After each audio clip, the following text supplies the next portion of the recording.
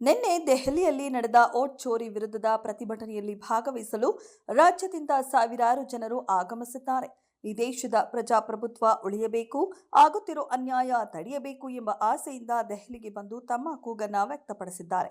ರಾಹುಲ್ ಗಾಂಧಿ, ಮಲ್ಲಿಕಾರ್ಜುನ ಖರ್ಗೆ ಅವರ ನಾಯಕತ್ವವನ್ನು ಒಪ್ಪಿಕೊಂಡು ಇಡೀ ದೇಶಕ್ಕೆ ಸಂದೇಶ ಕೊಟ್ಟಿದ್ದಾರೆ. ರಾಜ್ಯದ ಮೂಲೆ ಮೂಲೆಯಿಂದ ದೆಹಲಿಗೆ ಬಂದಿದ್ದ ಎಲ್ಲಾ ಪಕ್ಷದ ಕಾರ್ಯಕರ್ತರಿಗೆ ನಾನು ಧನ್ಯವಾದ ಹೇಳುತ್ತೇನೆ ಎಂದು ಡಿಕೆಶಿ ಹೇಳಿದ್ದಾರೆ.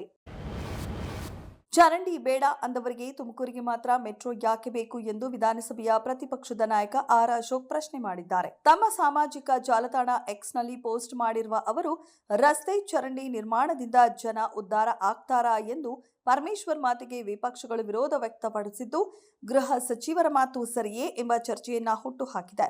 ಈ ಬಗ್ಗೆ ಆರ್ ಅಶೋಕ್ ಟ್ವೀಟ್ ಮೂಲಕವೇ ಆಕ್ರೋಶ ಹೊರಹಾಕಿದ್ದಾರೆ.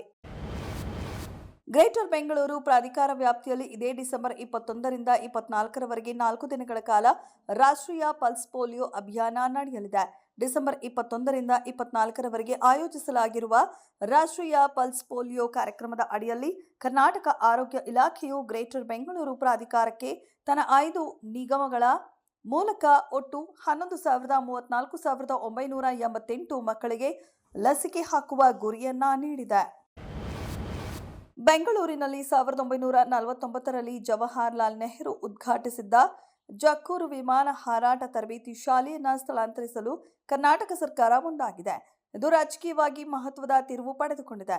ಸ್ಥಳಾಂತರವಾದರೆ ಜಕ್ಕೂರು ಏರೋಡ್ರೋಮ್ನಲ್ಲಿ ವಿಮಾನ ಹಾರಾಟ ಕಾರ್ಯಾಚರಣೆಗಳು ಸ್ಥಗಿತಗೊಳ್ಳುವ ಸಾಧ್ಯತೆ ಇದೆ. ಇದರಿಂದ ಉತ್ತರ ಬೆಂಗಳೂರಿನ ರಿಯಲ್ ಎಸ್ಟೇಟ್ ಬೆಳವಣಿಗೆಗೆ ಅನುಕೂಲವಾಗಲಿದೆ. ಈ ಹಿತಾಸಕ್ತಿಯಿಂದ ಸ್ಥಳಾಂತರಕ್ಕೆ ಸರ್ಕಾರ ಮುಂದಾಗಿದೆ ಎಂದು ಹೇಳಲಾಗುತ್ತಿದೆ.